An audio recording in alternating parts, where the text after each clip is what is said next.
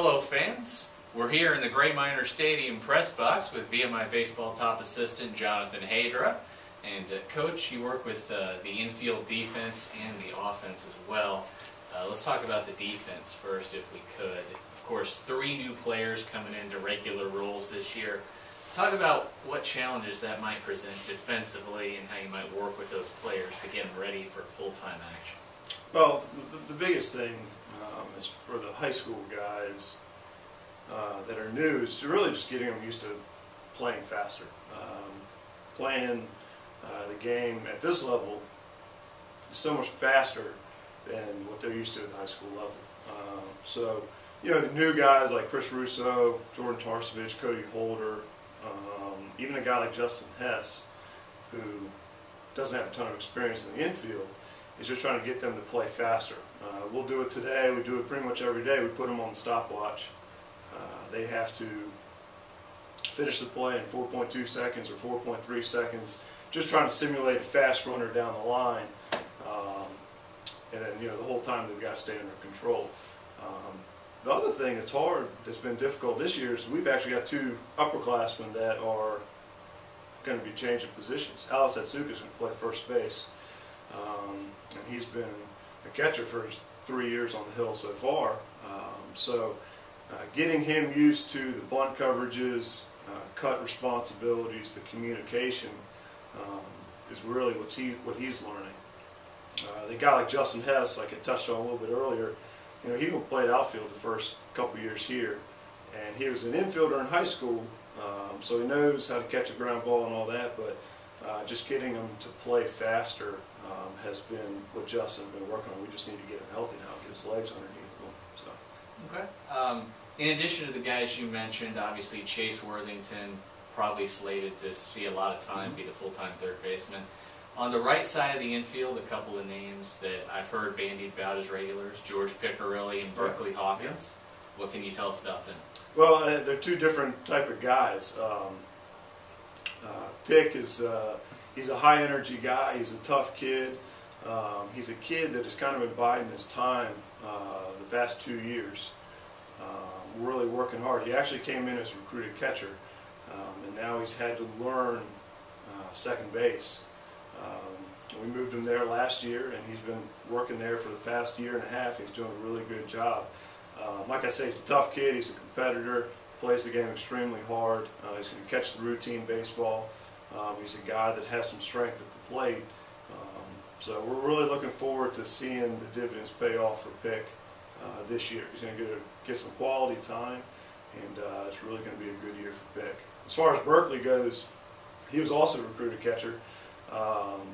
And, you know, obviously we lost Jordan Ballard last year, who was first base for 4 years. And when we were talking about it in the office, Berkeley's name came to mind because of his athleticism. He's got great hands. And, you know, so that's one of the reasons why we moved him to first base. And he's done a great job over there learning how to catch a ground ball, learning the bunt coverages, the communication, cut responsibilities, all those things. And he's really had to learn quick. And he's done a great job, and as far as offensively, Burke is going to do a really good job. He handles the bat really well. You know, and he's going to be a guy that we're going to look to hit probably 6 to 8 in the lineup. Not a lot of pressure on him, but he's a very productive offensive player. So. Okay. Of course, the other spot in the infield held down by Sam Roberts. Mm-hmm. But at least one day a week, Sammy's going to be out there on the pitcher mound. Who's going to play short when Sammy is pitching? We have a couple of options, which is a really good thing. We have, you know, Justin Hess, like I say, can play the left side of the infield. Cody Holder's another guy, freshman, that he's got great hands, really good arm strength to play the left side of the infield. And he's a guy that he's come a long ways too. He's really benefited from learning how to play the game faster.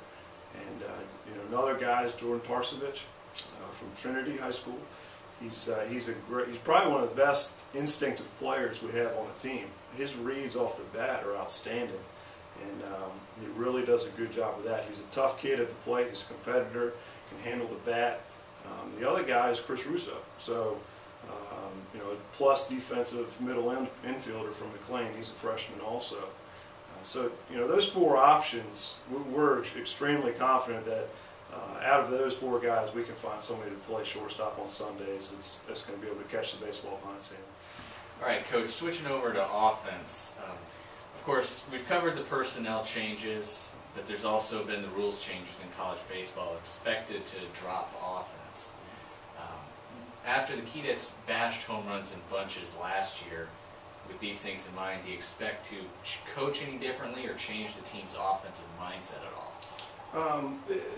Things will have to change a little bit. As far as the mindset, you know, we do have to do a better job of manufacturing runs, just in a different way than last year.